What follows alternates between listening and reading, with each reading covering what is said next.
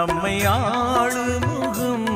அதில் புன்னகை மின்னுதையா கண்களில் ஆனந்த வெள்ளமையா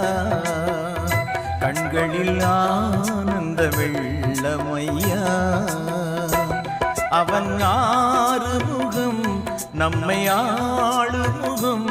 அதில் புன்னகை மின்னுதையா கண்களில் ஆனந்த வெள்ளமையா கண்களில்